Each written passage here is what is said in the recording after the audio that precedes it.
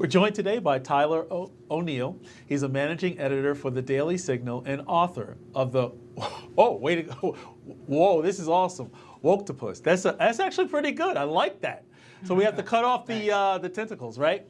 And also joining us is Lee Nevis. He's a Democratic strategist. Welcome to First Edition. Thanks for having me. Thanks for having me. Good morning. So we're taking a look at the National Prayer Breakfast live here. It's going to happen any minute now. And we are expecting President Donald Trump to come out and address those in attendance. Lee, what do you expect to hear from President Trump today at this breakfast, which is really a unifying event? I would expect President Trump to probably stay on message and talk about how he's bigly winning and doing really, really awesome, because that is the Trump brand. I mean, if there's anything over the past 3 weeks we've learned, is that President Trump is the one person in America who thinks he's, more than anyone else, thinks he's like super bigly and super awesome. Well, Tyler, I think President Trump is going to talk about how he prayed to God to get rid of Woktopus, right? Because it's strangling all of us. Yes. Yeah, I think that President Trump has started his new administration going after the main woke forces that had pushed the Biden administration. We all saw, what Biden was like during that first debate with President Trump, that the Democratic Party decided they had to push him out of power. And that moment showed more than any other moment how the real power in Washington didn't reside behind the Resolute desk with President Biden, that Biden was more or less a figurehead. My book explains the forces that were really pushing, calling the shots behind the scenes. President Trump has been doing an excellent job at undermining that influence campaign, most recently by freezing foreign aid and by going after USAID. The president has deprived George Soros of one of his biggest international partners in his big funding mission. So I do think that Trump is going to talk about winning, and I think he has many grounds to do so. Right. Well, I also think he's going to talk about this, Lee. Trump has been in touch with his fate since the assassination attempt on his life over the summer, and faith has been very important. But we cannot forget this moment just after his inauguration. There are gay, lesbian, and transgender children in Democratic, Republican, and independent families. Some who fear for their lives. The people who pick our crops and clean our office buildings, who labor in poultry farms and meatpacking plants, who wash the dishes after we eat in restaurants and work the night shifts in hospitals, they may not be citizens or have the proper documentation, but the vast majority of immigrants are not criminals. Lee, is this a moment for President Trump to regain the narrative with respect to his faith?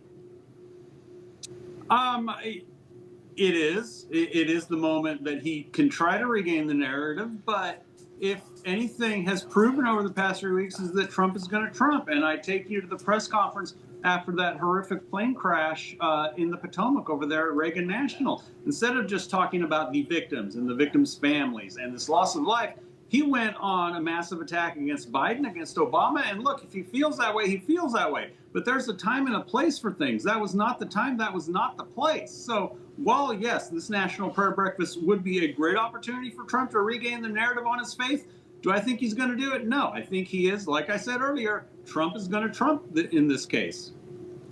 Well, he's going to Trump for the next 4 years. You could bank on that.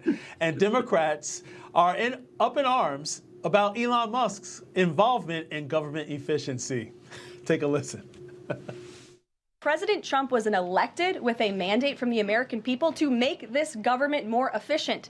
He campaigned across this country with Elon Musk, vowing that Elon was going to head up the Department of Government Efficiency, and the two of them, with a great team around them, were going to look at the receipts of this federal government and ensure it's accountable to American taxpayers. That's all that is happening here, and for Democrat officials to incite violence and encourage Americans to take to the streets is incredibly alarming, and they should be held accountable for that rhetoric.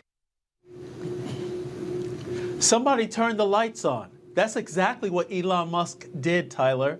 But should Americans or the left Elon be Musk surprised? Is bringing accountability. He's rooting out federal waste and abuse. And I think USAID is the #1 example of this. I mean, it's also interesting that many of these Democrats who scream to high heaven about billionaires taking over our government have been silent about George Soros and the Open Society Foundations and the massive influence campaign they've had. I mean, I had an article out at the end of last year talking about the left's Project 2025, which has been going on far longer than the right had anything to do with that sort of idea. And this vast influence campaign that the left has been pushing, that I expose in my book, really is the answer to all of their fear-mongering about Elon Musk.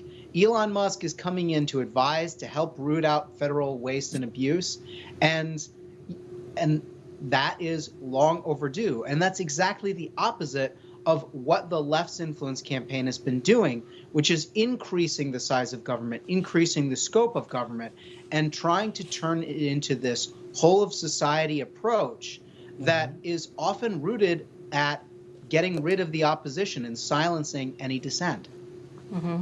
Yes, and speaking of Elon Musk and USAID, one funding claim from USAID that we're learning is that basically they've also helped fund media organizations, Lee, such as Politico. I was shocked yesterday when I learned, and Caroline Levitt confirmed it, that Politico is getting received $8 million from the government for subscriptions, a program that no longer exists now, but how is that allowed to occur? And were you equally as surprised when you heard the news about our government funding a journalist organization? Well, yeah, look, I think everyone, Republican, Democrat, can be a little surprised that Politico, a multi-million-dollar organization, got $8 million. Even my dog Abby was shocked, as you can tell. But I think, look, here's the thing about USAID. Trump is the president. His administration has every right to change USAID's funding priorities. 100%. He's the administration. He gets the right to do that. He can say what they can fund and what they cannot fund. What he can do is unilaterally fold USAID into the State Department. USAID was created by an act of Congress. It can only be rescinded by an act of Congress. If he wants to get rid of USAID, then he needs to have a Republican in the House carry the bill, have it pass the Senate, and he can sign the bill. But just to unilaterally do it like he has all the authority on the planet, that is not okay. Once again, he's the president. It's his administration. Their funding priorities can totally change to what he wants them to fund. But to unilaterally just fold it and dismiss everyone, that's not okay. That goes against all constitutional norms.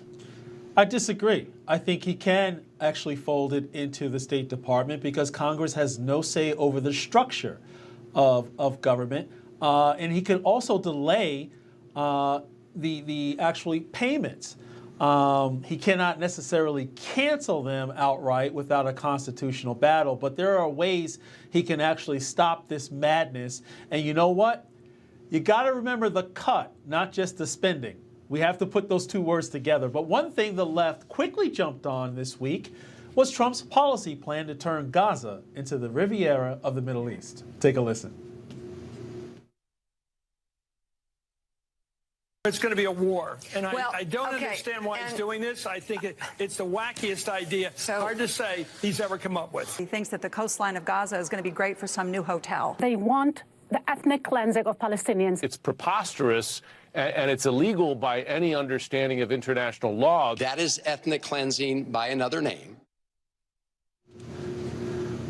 Well, by now, we can say, if the message is unclear, leave it to Levitt. She took on the briefing room to set the record straight, And that's exactly what she did, because there was some confusion. But as more details come out, Tyler, it sounds like this might be a deal for the century. What say you? Yeah, Netanyahu has already signaled his support for this. Yesterday, he came and gave remarks. I think it's a very interesting idea. I think, unfortunately, what we've seen with the October 7th terrorist attack is that when you have this situation where people are given the name Palestinian, they are told to hate the people of Israel, they are taught through, I mean, we've seen UNRWA schools telling kids that they should know where their ancestors came from so they can go into Israel and retake that land by force if necessary. I mean, this humanitarian crisis has been manufactured by the countries in the region, by the forces that want to wipe Israel off the map. And so I think it is high time for Egypt and Jordan to accept these Palestinians, because let's not forget, Jordan was established as the Palestinian state. And we've had this long-standing situation where it is in the interest of many of these Arab countries to prop up this idea that these Palestinians deserve to live in Israel, and then push constantly for a two-state solution that undermines Israel's right to exist. And Israel has put up with far more than they have to over and over and over again. And that has led, unfortunately, to the October 7th terrorist attack. Now Israel has been rooting out Hamas in Gaza, but that's a long-standing process, and it's not something that's easily handled. So President Trump wants to come in and really deal with the situation. I'm not sure how far it's going to go, but the fact that Netanyahu has decided that he will support it, at least openly now, is that's a big move in the right direction. That suggests that Trump might be onto something here. Lee, do you find it ironic that many of the Democrats, including the left-wing media, specifically yesterday we heard a question from Garrett Haake from NBC News, talking about the fact that we should promote America First ideas and ideals that are basically going to propel our nation forward and not get involved in these foreign entanglements. Do you think that it's weird that now they're suddenly supporting this concept? I think there have been many bad ideas during the course of history. There was me deciding to get back together with that ex-girlfriend of mine 15 years ago. There was the 49ers going for a field goal in last year's Super Bowl. And Trump wanting to take over Gaza has to be by all means. This has got to be the worst idea of all time. And let's be very clear. He said the United States is going to take over. Not we're going to get other nations to come in. Not that we're going to work with the United States is going to take over and turn it into the Riviera of the Middle East. If I want to go to the Riviera of something, I'll go down to Pismo Beach and go to the Portuguese Riviera in California. That's what I will do if I want to go to Riviera. I will not go to Gaza. The U.S. getting entangled in Gaza is a horrible idea. Putting U.S. troops, which is, let's be clear, when he says take over, it's take over. That means we're going to put U.S. troops on the ground. That's what everyone thinks. That's the common thought out there. When you say he's going to take over, I just need to take you guys back to 1983 and what unfortunately happened in Beirut when we lost over 300 U.S. Marines in that bombing. It's a horrible idea. It's not a place where we should put United States troops. And look, guys, I have been on this show time and time again saying Israel 100% has the right to defend itself, that Hamas and Hezbollah should be wiped off the face of the planet. But this is a bad idea. Well, the thing is that, when it comes down to what Trump initially said in the clarification, we know the direction in which he's going. And it was actually beautiful to see and hear the Democrats actually lose their minds over the initial statement and push back on Gaza-Lago. Tyler O'Neill, Lee Nevis, and Abby Nevis, Nevis's dog, thank you for joining First Edition. Great to have you. Thanks for having me, guys.